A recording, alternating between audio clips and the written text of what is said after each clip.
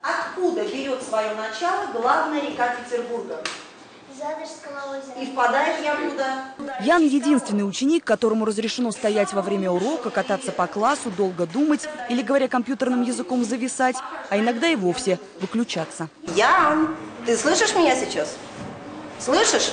По ту сторону маленького монитора пропало соединение с интернетом. Начало урока второклассник Ян Демьянович пропустил. Такое хоть и редко, но все-таки бывает. Виртуальное обучение длится уже 1,5 месяца. Зимой мальчик гулял с бабушкой, поскользнулся и неудачно упал. Сломал 3 грудных позвонка. Теперь за малыша в классе смотрит, слушает и говорит робот. Он двигает головой. Я вижу ребенка, он поднимает руку, он может двигаться, он может задавать какие-то вопросы.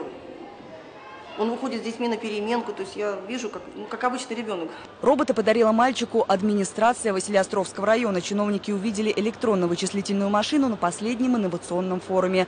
Это пока первый и единственный андроид, который перешел или скорее переехал через порог учебного заведения Петербурга. Органы чувств у этого робота практически как у настоящего человека. Камеры вместо глаз, микрофон вместо ушей и динамики. Это рот. Правда, расположены они в животе. Там же находится процессор, это сердце и память. Кстати, запомнить он может не только, как пишется, жиши, но и целую школьную библиотеку. Объем оперативной памяти хозяина поменьше, зато есть желание учиться. Ребенок не списывает, честно запоминает правила и читает стихотворение наизусть. Он все абсолютно делает сам.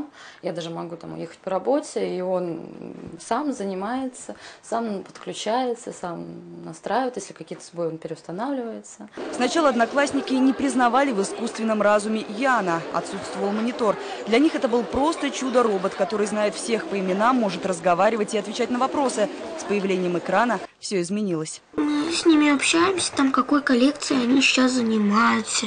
Я прошу мамы тоже такую же, чтобы тоже с ними потом приду и играть в эти же, тоже в такие же игрушки. В школу Ян вернется уже следующей осенью и не простым учеником, а уже звездой. О мальчике и его электронном друге знает вся гимназия.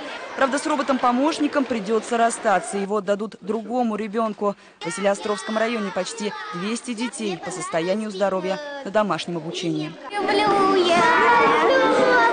Ольга Скрипкина, Александр Журавлев и Олег Марков. Главные новости. Петербург.